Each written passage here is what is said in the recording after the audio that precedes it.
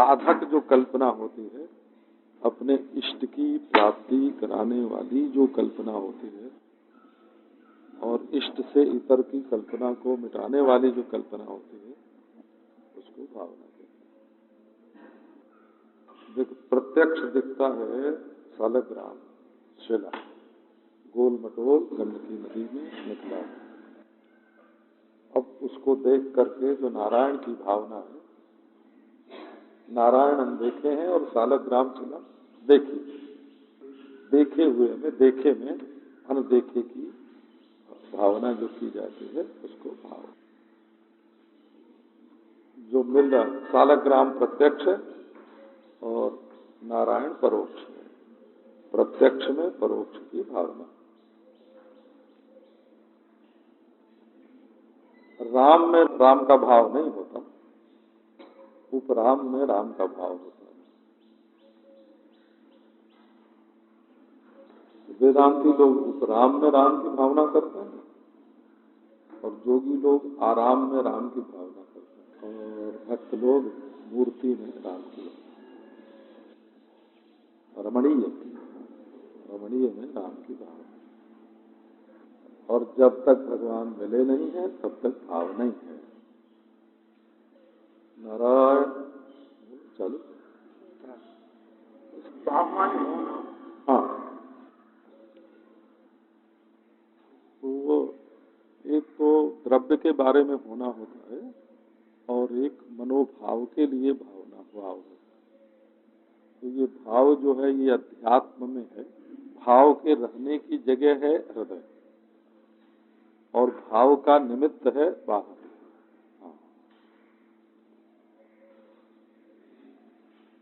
ऐसे भी है, जैसे एक बच्चा है, वो अपने बाप की उंगली पकड़ के चल रहा है, तो ये नहीं कहेंगे कि उंगली पकड़ के चल रहा है, ऐसे बोला जाएगा वो बाप को पकड़ के चल रहा है। तो जो सर्वव्यापी, एक देश में जब हम उसका चिंतन करेंगे तो उसका नाम भाव होगा। सर्वव्यापी वस्तु जो है, सर्वदेश व्यापी जो है, उसका एक देश में जो सर्वात्मा है, उसका एक पदार्थ में जो नित्य है, उसका एक काल में। वो कैसे होता है? और श्री कृष्ण अमुक तिथि से अमुक तिथि तक 125 यहाँ रहे, तो जो कालातीत पदार्थ है उसका 125 वर्ष में भावना, ये भाव है। जो सर्वदा है वो केवल त्रेता युग में प्रकट हुआ, ये भाव की अभिव्यक्ति। मैंने अपने को उसके साथ थोड़ा थोड़ा करके जोड़ना। उंगली पकड़ना माने बाप को पकड़ना, मूर्ति को देखना माने भगवान को देखना।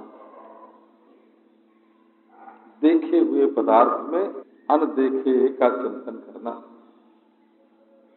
ये भक्ति भाव, इसी का नाम है। और ब्रह्म भी अज्ञात हो और अपने में ब्रह्म भावना करें, सोहम। अब सोहम तो भाव नहीं है। जैसे राम राम से राम की भावना होती है, परोक्ष राम की भावना होती है, वैसे सोहम सोहम से वो जो परोक्ष स है उसकी भावना होती है। तो भावना का मंत्र है सोहम, भावना का मंत्र है राम। लेकिन ये तत्वमसी आदि जो है ये भावना के मंत्र नहीं है, इनके जप का विधान कहीं नहीं है शास्त्र। ये तो एक करारी चोट है, अहंग्रह उपासना का। क्योंकि सोहम हंसा जो है इसका मंत्र रूप में उल्लेख है और इसमें सह परोक्ष जो है, उस परोक्ष को अपरोक्ष अहम में भाव ही करें, या तो अहम प्रत्यक्ष अहम का अपरोक्ष अहम का परोक्ष सह में भाव करते हैं। इसी से गोस्वामी जी ने जिस ज्ञान दीपक का वर्णन किया है ना रामचरितमानस में, वो वेदांतियों का असली ज्ञान नहीं है, वो भावनात्मक ही है। वहाँ उस भावनात्मक ज्ञान दीपक से भक्ति को बड़ी दिखाने में उनका तात्पर्य है। क्योंकि सोहमस्मिति वृत्ति अखंडा, वो तो अखंडाकार वृत्ति, और ये वेदांत की जो वृत्ति है, तत्वमस्यादि महावाक्य जन्य जो वृत्ति है, वो तो क्षण जीविनी है, वो बहुकाल जीविनी नहीं है। वो तो पैदा हुई और मरी। और ये सोहमस्मी वाली जो वृत्ति है वो बहुत देर तक लगातार उपासनात्मक वृत्ति होने से चलती है। उपासना ही हमारे अंग्र उपासना। हाँ, तो उन्होंने उपासना का ही वहाँ समीक्षण किया है। वहाँ ज्ञान और भक्ति की समीक्षा नहीं है, उपासना की ही समतोलना, ये ईमानदारी की बात है। अच्छा, क्योंकि उसमें विघ्न बाधा है, वो वृत्ति बुझ जाती है। आवत देखें विषय प्यारी, और क्या है कपाट उघारी, और फिर वो जब प्रभंजन उड़ दिए जाए, हाँ ज्ञान है। हाँ, तो ये जो विज्ञान बुझ जाने वाला है वो वेदांतियों वाला नहीं है, इसलिए वो उपासना वाला है। तो गोस्वामी जी तो सब समझते थे, सोते हैं ताही तो नहीं देगा, बारी किसी की नहीं जाने। ये ज्ञान ठीक है महाराज? ये भी ठीक नहीं है, क्योंकि उपासना में ही इसका भी उपयोग है, बारी और बीची। तो जैसे शंकराचार्य का है, सत्य विभेदापगमे नाथ तवाहम न मामसी नस्वम सामुद्रो ही तरंगा वचन समुद्रो न तारंगा। वो जो शंकराचार्य का भक्ति भाव वाला ज्ञान है वही है इसमें। नहीं है तो नहीं, ढूंढोगे तो मिलेगा।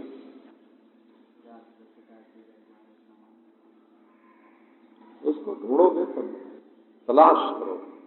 असल में जिज्ञासु का जीवन तलाश करने का जीवन है, पा लेने का जीवन नहीं। जब वो कहेगा कि हमने ईश्वर को पा लिया, तब वो जिज्ञासा उसकी जो है वो जड़ हो गई। जब तक जिज्ञासा बनी रहती है तभी तक जिज्ञासु का जीवन है। वेदांत के लिए अलग से उस परंपरा का, उस संप्रदाय को, संप्रदाय ही अलग है।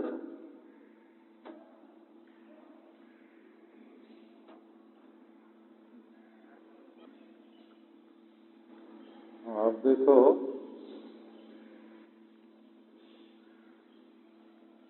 प्रजा में तो मुक्ति नहीं है। बच्चे पर बच्चे पैदा होते जाएंगे ना, तो आत्मा में गई, आत्मा में गई, आत्मा वही पुत्र नामासी। तो बीज वृक्ष का संतान जो है, परंपरा जो है, उसकी समाप्ति नहीं है। तो बच्चा पैदा करने में तो मुक्ति नहीं है, बल्कि वो रस्सी और लंबी होती जाती है। और माने वो पुत्र पौत्रादि के रूप में भी वही बद्ध रहेगा, क्योंकि उसी आत्मा वही पुत्र नामासी अंगाद संभवसी हृदया दबी जाए थे। तो ऐसे ब्रह्मचारी होते हैं, वो मुक्ति के अधिकारी होते हैं। क्योंकि एक अपना आधा हिस्सा तो उन्होंने बंधन में डाल दिया। तो इसी से वो प्रजया, बच्चा पैदा करने से किसी को अमृतत्व की प्राप्ति नहीं होती। उन्होंने तो अपना अमृत खो दिया। अमृत खोए बिना बच्चा कहाँ से होगा? अच्छा, अब देखो तो धन माने एक जड़ में अपनी प्रियता को स्थापित कर देना। धन से मुक्ति खरीदी नहीं जा सकती।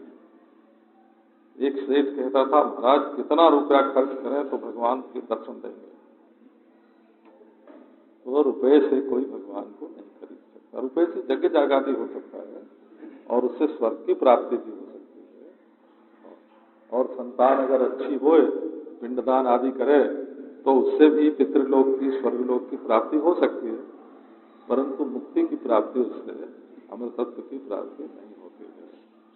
अब ये कर्म जो होता है वो वस्तु को तो बनाता ही नहीं। कर्म से, जैसे सीमेंट से तुम मकान बना सकते हो, तो बनाना कर्म होगा। मिट्टी से घड़ा बना सकते हो, तो कर्म से वस्तु नहीं बनती है, नाम रूप वाली कोई व्यक्ति बनती है। कारीगर जो है वो मिट्टी नहीं बनाता है, घड़ा बनाता है।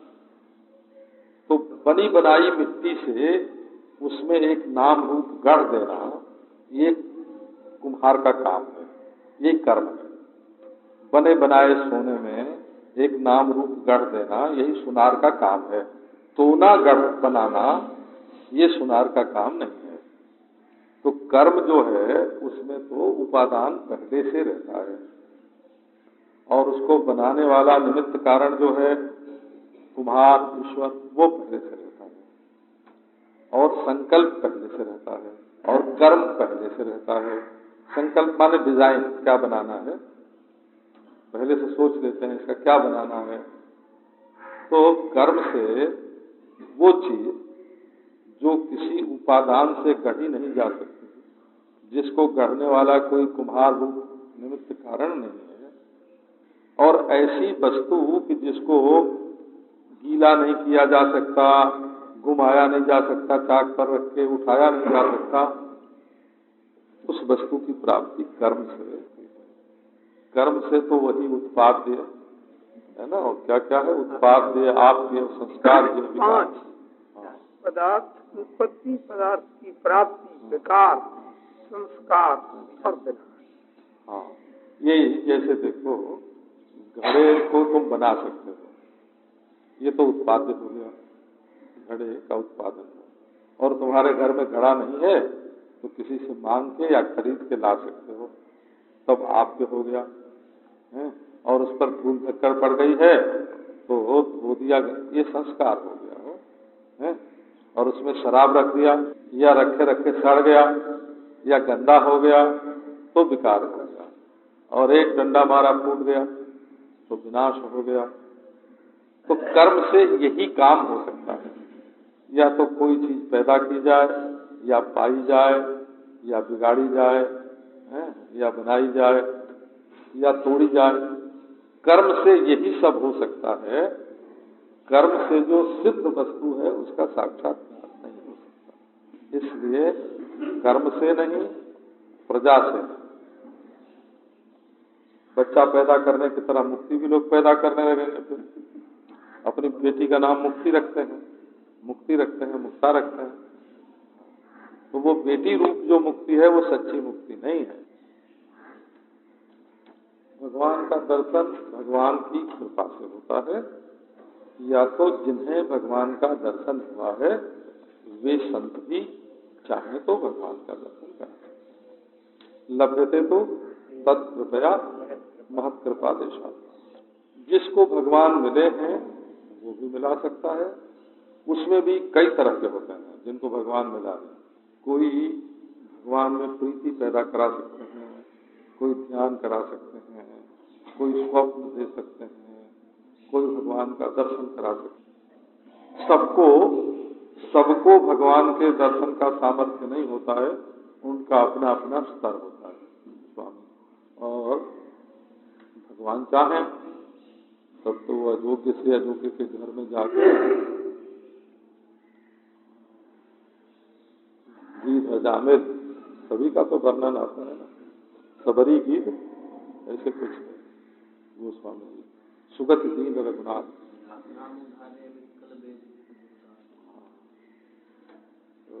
भगवान जिसको कृपा करें तो जीव की साधना क्या है, एक क्षण भी उसका प्रमाद में नहीं है, हर समय देखता रहे अब कृपा आ रही है, अब कृपा आ रही है, बस अब कृपा आने वाली है। जब सम्मुख रहेगा, ईश्वर की ओर मुंह करके उसकी कृपा की इंतजार करता रहेगा, तो कृपा अपना आवरण हटा देती है। कृपा तो सबके ऊपर रहती है और वो पर्दा हट जाता है। फिर तो मालूम पड़ता है कि भगवान मारते हैं और वो भी कृपा है। भगवान खूब खौलते हुए तेल में डालते हैं, वो भी कृपा है। गर्म पानी में डालते हैं, वो भी कृपा है। और साबुन मलते हैं, बच्चे रोते हैं, तो बच्चे रोते हैं पर माँ बाप को उनके ऊपर प्रेम करते हैं। तो ये जो भगवान संसार में कभी कभी रुलाते हैं, इसमें भी उनकी बड़ी भारी कृपा रहती है।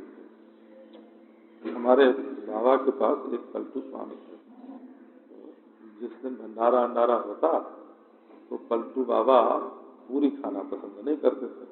खीर खाना तो पसंद करते थे, पर पूरी खाना पसंद नहीं करते थे। तो बाबा और सबको तो खिला देते, पंगत पर पंगत उठ रही है, अब वो अपना कटोरा लिए इंतजार में रहते कि बाबा हमको कब देते हैं। तो बड़ी देर हो जाती, तब चिल्लाने लगते, खूब चिल्लाते। आपको स्वामी जी याद है? आपको नहीं याद है? आपसे नहीं। खूब चिल्लाते, तो बाबा अपन मुस्कुराते रहते मन ही मन, उनके चिल्लाने का ख्याल नहीं करते।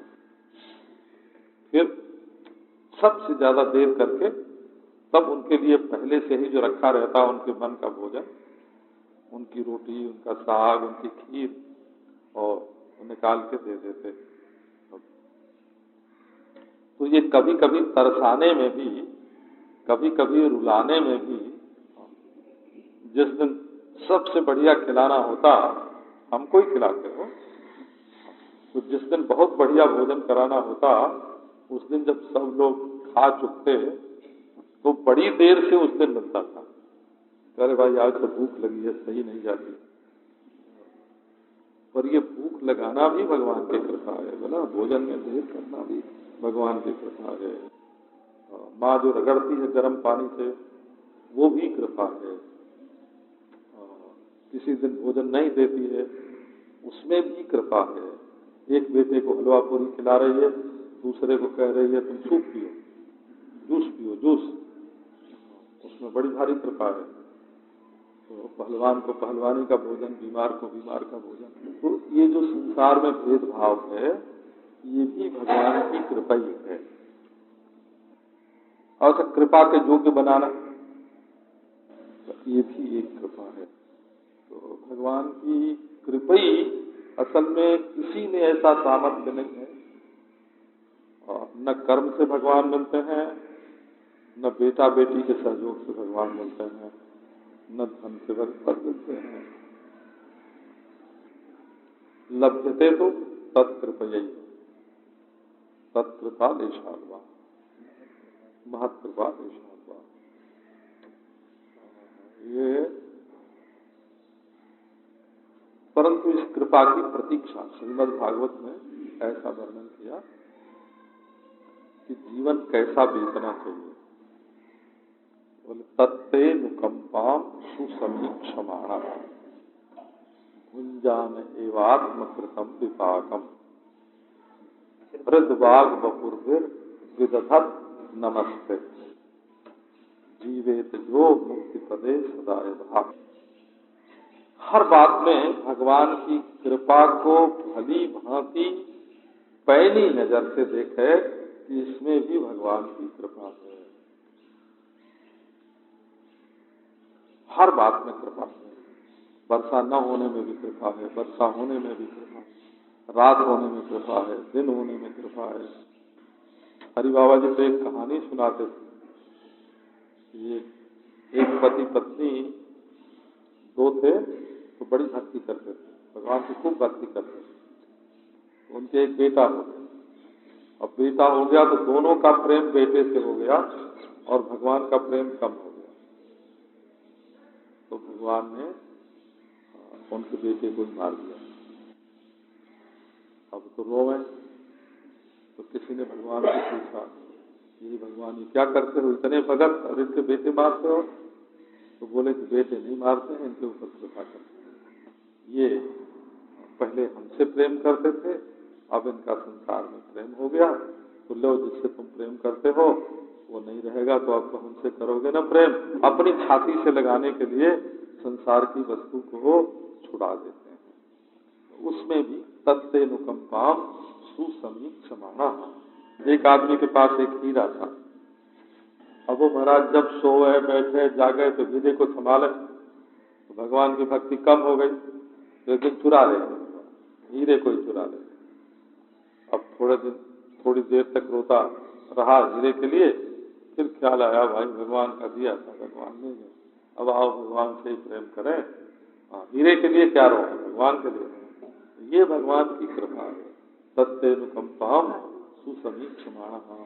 बाबा लोग मानेंगे नहीं, हम आंख से दुनिया देखते हैं,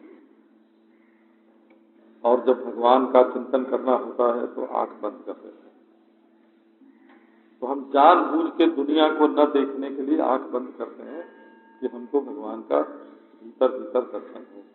अब मान लो आंख टूट गई, तो भगवान ने कहा कि अब बाहर की दुनिया मत देख, अब भीतर, जैसे ध्यान के समय हमको रोज देखा करता था, अब 24 घंटे देख, अब बाहर देखने की कोई जरूरत ही नहीं है, छोड़ दिया। इसमें भी कृपा है। कौन है? उनकी निंदा सुनी, उनकी स्तुति सुनी, उनकी गाली सुनी, उनकी बेटी बहू सुनी, छीन लिया काम, बोले बस यही सजा। हाँ, यही सजा है। अब जो सुना हुआ मानोगे नहीं चाली कैसे मान जाएगा। तो भगवान की कृपा जो है वो सुसमीक्षमाणः, जो भी अपने सामने परिस्थिति हो, वस्तु हो, देश काल हो, क्रिया हो, उसमें ये पहचान जाए कि इसमें भगवान की कृपा कैसे है। उसमें प्रतीक्षमाणः नहीं है भागवत में, तत्तेनुकंपाम प्रतीक्षमाणः नहीं है, समीक्षमाणः, समीक्षण करे, समीक्षा करे, इसमें भी भगवान की कृपा है, इसमें भी भगवान की कृपा है? तो और भुंजानेवात्मकृतम विपाकम, अपने प्रारब्ध का जो फल आ जाए, दुख आ जाए, तो उसको भोग ले, ये तो हमारे कर्मों का ही फल है। और हृद बाग बपुर्भिर विदधन नमस्ते, हृदय भगवान के सामने बिछा दे, इस चबूतरे पर खेलो। ये है अथाई, नंद बाबा के अथाई कहाँ है? ये तिल, यही गोश्त है, यही अथाई है, यही भगवान कहते हैं। अपना दिल बिछा दे भगवान को खेलने के लिए, और वाणी पर उनके नाम को नाचने दे। जी जसोमती हरि हर हर खेल, हृदय तो है अथाई, और उस चबूतरे पर भगवान नाचते हैं, और जीव है जसोदा मैया, और उस पर जीव पर राम राम राम राम जो होता है ना, वो नाचते हैं। हरि हर श्री कृष्ण और बलराम नाचते हैं। और शरीर इसको नमः में लगा दो, सबके सामने झुक जाए हो, किसी के सामने कड़ा न करे। नमस्ते का अर्थ ही ये होता है, नमस्कार, कि उसमें अहंकार की कड़ाई नहीं है, कोमलता। बाबा एक फकीर थे, 90 बरस के हो गए। जब मरने लगे तो लोगों ने घेरा, घेर के बैठ गए लोग, बोले महाराज कुछ अनुभव बताओ। तो अनुभव बताया उन्होंने कि मेरे मुंह में दांत है, बोले नहीं है। जीभ है, तो बोले है। अच्छा, तो देखो जो दुनिया में कड़ा रहता है ना, वो टूट जाता है जल्दी, और जो कोमल रहता है वो जिंदा रहता है। तो भगवान के सामने अपने जीवन को बिल्कुल नरम नरम करके, रबड़ टाइप जीवन को भगवान के सामने, लोहा की तरह नहीं, रबड़ की तरह रखना चाहिए। वो जहाँ से मोड़े वहां से मुड़ जाए, और समेटे तो सिमट जाए, फैलावे तो फैल जाए, मोड़े तो मुड़ जाए। शरीर में रहनी चाहिए जहाँ से भगवान कह दें, जहाँ झुकावे तहाँ झुक जाओ। भगवान ने कहा चुप, भगवान ने कहा चलो। जैसे एक सैनिक होता है ना, उसको जो आज्ञा दी जाती है, क्या बोलते हैं, सब कराते हैं, आज्ञा देते हैं, आदेश। जो आदेश देते हैं, बनारस में बाबा एक फौजी आया पुराना, है, रिटायर हो गया था, तो बनारस में रहता था। तो एक दिन जाके उसने दुकान पर दूध खरीदा, दूध लेके हाथ में ऐसे, वहाँ पुलवे में दूध मिलता है, मिट्टी के बर्तन में दूध मिलता है, तो हाथ में ऐसे लटका के चल रहा था। इसी बीच में किसी विद्यार्थी को मजाक सूझा, तो वो सीधे खड़े हो जाओ के लिए जो बोलते हैं अटेंशन, है, वो बोल दिया। बस जब उसने दूध का बुलवा फेंका और ऐसे करा, उसको आदत पड़ी थी।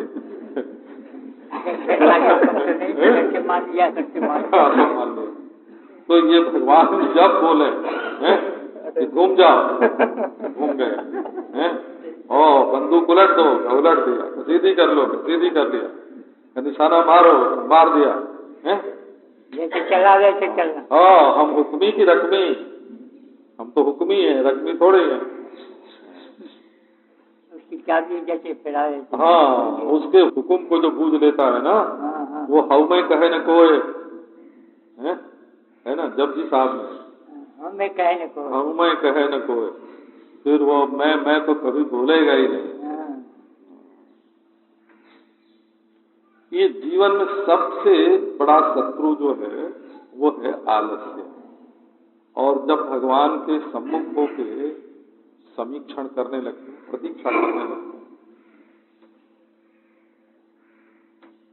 इस शरीरस्थ महान लिखो, शरीर में बहुत बड़ा दुश्मन रहता है जो हमारी सावधानी को मिटा देता है। तो इससे आदमी के भविष्य का पता चल जाता है। आलसी आदमी उठ नहीं सकता, वो गिरेगा, संसार में गिरेगा। तो भक्ति में भी आलस्य के लिए स्थान है, उसमें भी हर समय है, रोआ रोआ रोआ रोआ जागता रहे हो, उसमें आलस्य नहीं। वेदांत में भी आलस्य नहीं है, योग में भी आलस्य नहीं है। आलस्य तो घनघोर तमोगुण है।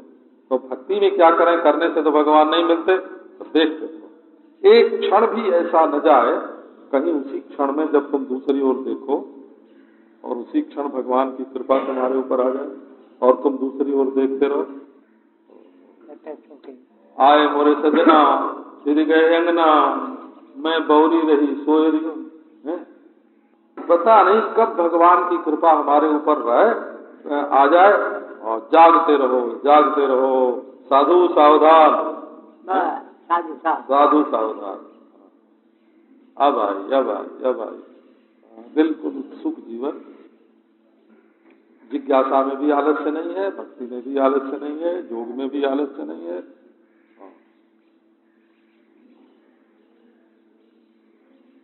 साधु सावधानी बस चालू रखे तो बचे नहीं तो हनुमान प्रसाद जी के तो जैसे वो होते हैं ना, उसमें एक ये भी था, सावधानी ही साधना है।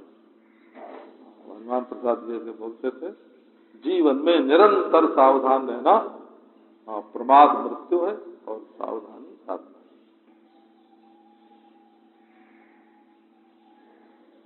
इसी से नशा पीना सावधान, साधन नहीं।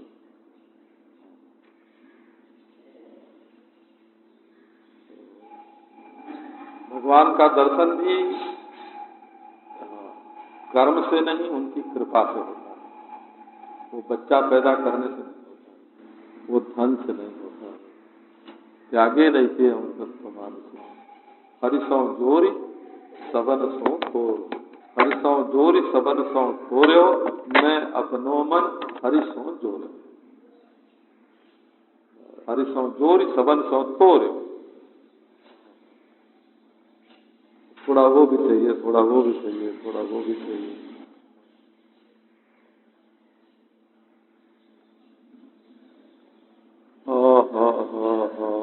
गोविंदाय नमो नमः। ये सन्मुखता जो आप कर रहे हैं वेदांत, तो सन्मुखता मूर्ति के सामने सन्मुख हो जाना नहीं, जहाँ भगवत बुद्धि हुए, गुरु के सम्मुख हो जाना, पति के सम्मुख हो जाना, मूर्ति के सम्मुख हो जाना, सातवें आसमान में रहने वाले निराकार के सामने हो जाना, अपने अंतर्यामी के सामने हो जाना है। जहाँ तुम्हारे भगवान रहते हो, जहाँ कहीं रखा हो है? और तुम्हारे रखे हुए ही तो रहेंगे। तो भगवान को पेटी में लेके नहीं चलते हैं पेटी में लेके। तो जैसे भीतर की पेटी में है, जब बाहर की पेटी में है, पेट में है कि पेटी में है, तो जहाँ हो भगवान वहीं देखो। वो देखो गुरु नानक का आता है ना वर्णन, वो गए वहाँ मक्का, मकेश्वर गए, मकेश्वर महादेव, और तो उधर पाँव करके सो गए। और तो किसी ने आगे डांटा कि तुम इधर मकेश्वर महादेव की ओर, मक्का की ओर पाँव करके सोते हो। तो उन्होंने कहा भैया हमको तो पहचान नहीं है, कर दो ऐसे, उधर से पाँव हटा दो। अब वो जिधर जिधर उनका पाँव हटाया जाए उधर उधर मक्का आता जाए। तो उन्होंने तो अपने मकेश्वर को सब जगह बैठा दिया था, सब और मकेश्वर। जो जन भरी भरी बात भले बने हो लंबक नाथ, तो पहचान की ही बात है। गोकुल माने मन होता। हाँ, गोकुल माने गायों के बीच में, जहाँ खूब झुंड की झुंड गौएं हों। तो अब जैसे गायों में तो रहेंगे नहीं, तो बोलेंगे गोकुल माने इंद्रिय कुल होता है, इंद्रिय कुल होता है। फिर बोले मनोवृत्ति कुल होता है। तो इनको रामचंद्र भगवान ने रावण मारा है, तो कभी ख्याल होता ही नहीं। वो तो ज्ञान से मोह मरता है, और वो कभी मोह को मारेंगे नहीं। तो न रावण राम हुए और न तो ज्ञान मोह हुआ, वो तो जहाँ के तहाँ ही रहेंगे। बाहर का तो चिंतन नहीं करेंगे और भीतर वाला मरेगा ही नहीं। वो तो फंस गए।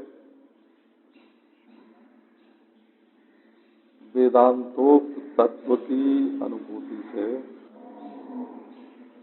जिसको परमार्थ स्वरूप का निश्चय हो गया है,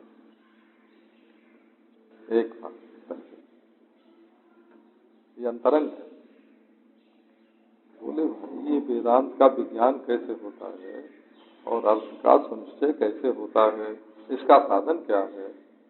अरे संन्यास योगात् जतयः शुद्ध सत्वा, अंतःकरण शुद्ध हो गया है उनका, शुद्ध सत्वा। तो उनका अंतःकरण शुद्ध कैसे हुआ है? तो संन्यास योग से हुआ है। जिसकी जो चीज है उसको वो दे। जो तुम्हारे पास धरोहर थी, थोड़ी मिट्टी की, थोड़ी पानी की, थोड़ी आग की, थोड़ी हवा की, थोड़ी आसमान की, सबकी धरोहर अपने पास जो रख छोड़ी थी ना, उसको लौटा दो। यही अंतःकरण शुद्धि का यही उपाय है कि जिस सर का है ये बाल उसी सर में जोड़ दे। मिट्टी मिट्टी में, पानी पानी में, आग आग में, हवा हवा में, और व्यष्टि मन समष्टि मन में, और जीव आत्मा आत्मा को मिलाना नहीं पड़ता, वो तो दो है ही नहीं है, तो इसलिए मिलाना नहीं पड़ता है। ये तो संन्यास योग माने त्याग योग, इसमें किसी से किसी को मिलना नहीं है, बल्कि जो कुछ अपने से बाहर है उसको छोड़ना है, फेंक देना। ये न्यास में जो आस शब्द है इसका अर्थ फेंकना होता है, फेंकना, इसका अर्थ फेंक देना होता है। संन्यास योग एक योग तुम करो। कौन सा योग? कर्म योग करें? नहीं नहीं, कर्म योग मत करो। अच्छा तो द्रव्य योग करें? नहीं, द्रव्य योग भी मत करो। अच्छा भाव योग करें? नहीं, भाव योग भी मत करो। कौन सा योग करें? बोले संन्यास योग करो। संन्यास योग माने फेंक।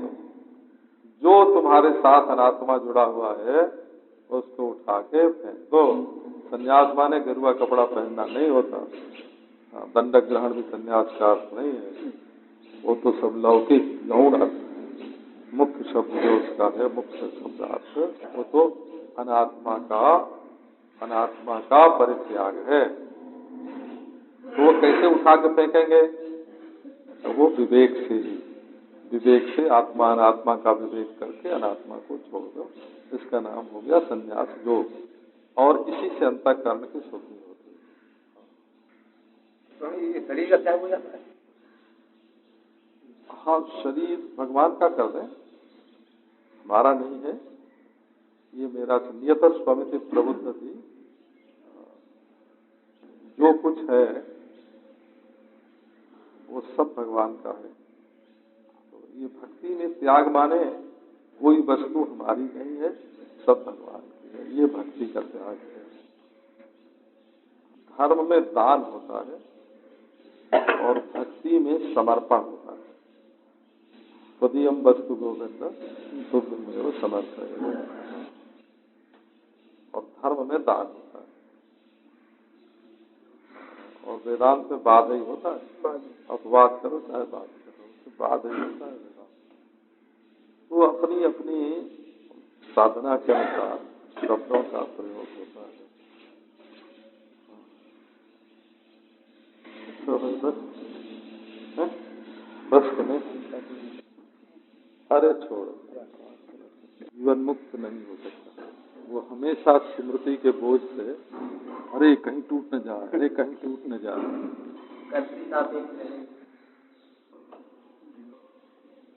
यदि कोई भी जिम्मेवारी शेष रह जाए, पाप की, गुण की, वेद की, यज्ञ की, वर्ण की, आश्रम की, कोई भी जिम्मेवारी जिसके ऊपर रहेगी, स्मृति की, विस्मृति की, आदि की, तो वो जीवन मुक्त नहीं। उसका पशुत्व कभी नहीं, पशु ही रहेगा। ज्ञान मरो, जिसकी बात मैं कर रहा हूँ उसके लिए, जिसकी बात है ना, हाँ। अरे फिर पशुत्व कैसे? वो जब जीवन मुक्त नहीं होगा, जीवन मुक्त नहीं होगा तो मुक्त तो होगा, पशु कैसे रहेगा? नहीं मुक्ति 5-7 तरह की नहीं होती है, मुक्ति एक ही होती है। 8-10 तरह की मुक्ति नहीं। परमात्मा बोध से मुक्ति हो जाती महाराज जी। फिर आप कहते हैं कि उसके लिए जो है हमारे जो मुक्त होने के बाद बंधन में मुक्त होने के बाद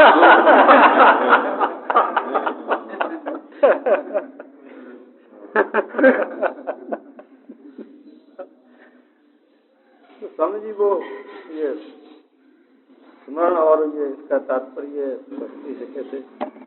भक्ति की बात दूसरी है, वो तो भाव की बात है ना। उसको कल्पना नहीं बोलते हैं, उसको भाव बोलते हैं। हम तो देखो लौकिक स्मरण को भी तो हम काट रहे हैं। हम तो देखो वो बात कह रहे हैं कि कोई अपने पिता को भी नहीं पहचानता है, माता की बात माननी पड़ती है। तो जगत का जो पिता है परमेश्वर, उसको कोई कैसे पहचानेगा? उसके लिए भी श्रुति माता की बात माननी पड़ती है। तो जब हम इतना लौकिक बोध जो सबके दिमाग में भरा हुआ है कि ये मेरा बाप है, ये मेरा बेटा है, वो भी किसी के विश्वास पर ही निर्भर करता है। इतनी प्रत्यक्ष बात, तब फिर इतनी बड़ी बात की परमेश्वर है, ये तो बिना श्रुति माता के, भगवती श्रुति के बिना इसका बोध हो ही नहीं सकता।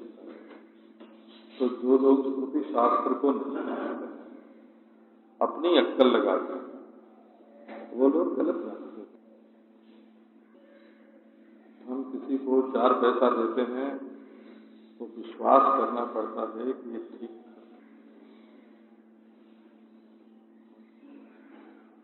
जितना हम माने, वो तो ईश्वर पर विश्वास करो कि उस आदमी पर विश्वास करो, बराबर ही विश्वास तो बराबर ही कर रहा हूं।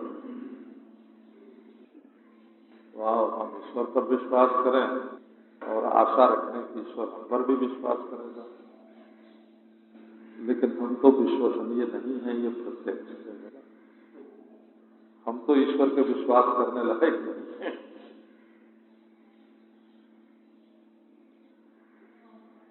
मतलब कि उसका ज्ञान है, स्वयं सिद्ध वस्तु का ज्ञान है, इसलिए ज्ञान को करना पड़ेगा। अज्ञान यदि न होता तो ज्ञान की भी जरूरत न होती, परंतु स्वयं सिद्ध वस्तु क्या है, कैसी है, स्वयं सिद्ध वस्तु में क्यों है, ये प्रश्न नहीं उठता। कैसे बनी, ये प्रश्न भी नहीं उठता। स्वयं सिद्ध वस्तु क्या है, ये प्रश्न उठता है। तो यदि अज्ञात है तो ज्ञान के द्वारा उसमें क्यों कैसे नहीं लगता। स्वयं सिद्ध में क्यों कैसे नहीं लगता, फिर क्या लगता है, क्या, क्योंकि परचित्तगत जो भाव है उसका केवल उसकी कल्पना ही हो सकती है, उसका अपरोक्ष